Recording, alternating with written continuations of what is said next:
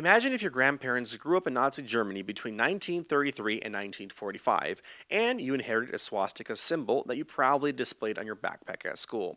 If I were to approach you and explain that the swastika was the emblem of the German Nazi Party, would that alone be sufficient to persuade you to stop wearing it? What if I further shared that the history of the Nazi Party involves the genocide of millions of Jews in their pursuit of racial purity? Would that information make you reconsider wearing it with the knowledge of its history? Let's think of another scenario. Imagine living in a community who gladly celebrated the extensive use of the N word despite its use during the era of slavery in the United States. If I were to approach you and explain the historical context to this word, detailing its use being employed as a demeaning term to dehumanize African people during slavery, would that be enough to convince you to stop using the N word? You're probably wondering where I'm going with this. Well, let me be clear.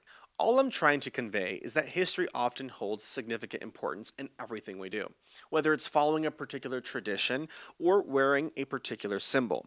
Every year during the month of October, people invest considerable amounts of money and time to celebrate a holiday about which they might have limited knowledge. You likely already know which holiday I'm referring to: Halloween.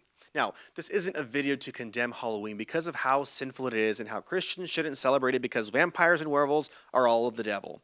What I'm attempting to do today is to draw your attention to the possibility that Halloween has a deeper meaning beyond being a seemingly innocent holiday for family enjoyment. Perhaps it isn't just about dressing up and exchanging candy.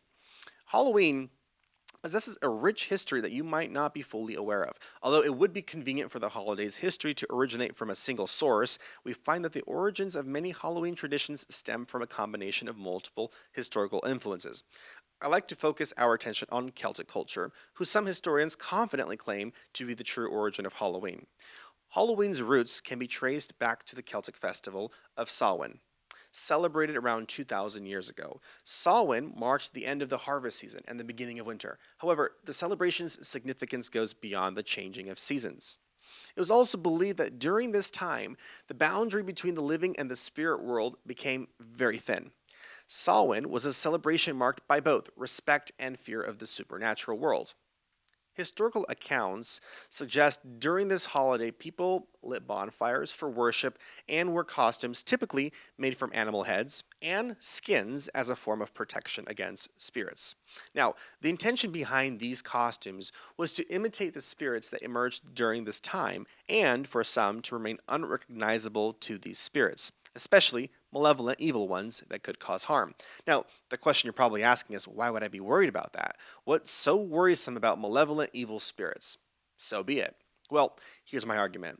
If our discussion today started from your perspective being that Halloween is just a mere innocent holiday involving people having fun, dressing up, and exchanging candy, I've already successfully changed your mind about it representing pure innocence. Now, you're probably thinking in the following direction.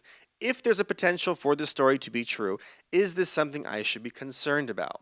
Well, I guess it comes down to this. Whether you're an agnostic individual or uncertain about the supernatural aspects of this world, or maybe you're not sure which religion accurately represents God, perhaps it's worth your effort to be cautious about how the holiday you celebrate impacts your life.